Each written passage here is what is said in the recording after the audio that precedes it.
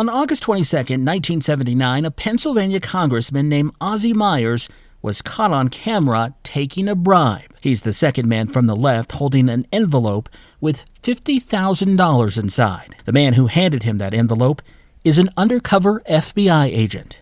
This was part of an FBI sting operation known as Abscam, where FBI agents posed as representatives of a fictitious company owned by an Arab sheik and offered politicians and other political figures money in exchange for special favors like government contracts.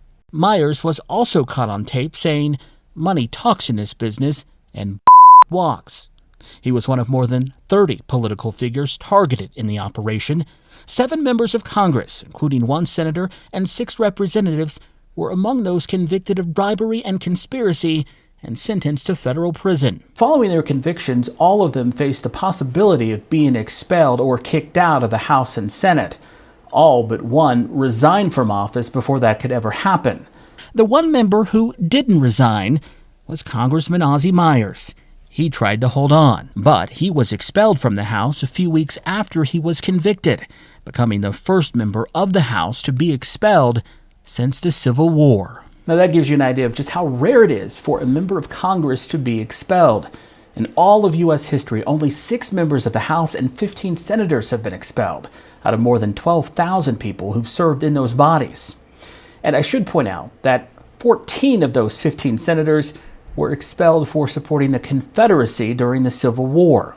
The Senate hasn't expelled anyone since. The House, on the other hand, has expelled 2 other members since Myers in 1980. Those 2 would be Ohio Congressman James Traficant in 2002.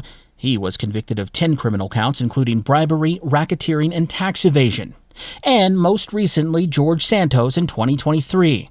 A House Ethics Committee report found Santos used campaign money for personal expenses and filed false reports. A few months later, he was convicted in federal court and sentenced to prison.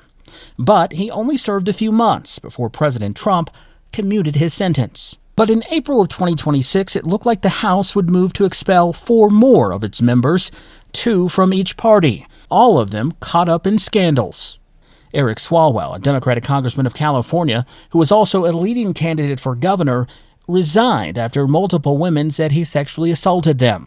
Allegations he denies. Tony Gonzalez, a Republican congressman from Texas, resigned on the same day as Swalwell after he admitted to having an affair with a former staff member who later took her own life. Gonzalez was being investigated by the House Ethics Committee. After he resigned, the committee ended its investigation. Then there's Sheila cheriflus-McCormick, a Democratic congresswoman from Florida, who resigned months after she was indicted on federal charges of stealing FEMA money and funneling that money to her campaign.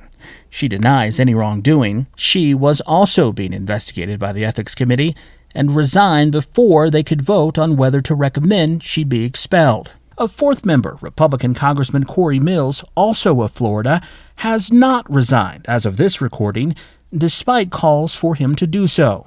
The Ethics Committee is investigating Mills for financial and sexual misconduct. He denies any wrongdoing. So we'll see where that investigation ends up. Expulsion is the harshest tool that Congress has to hold its own members accountable, but history shows it's almost never used. Most lawmakers don't wait around to see how their colleagues will vote. They read the writing on the wall and step aside before it gets that far.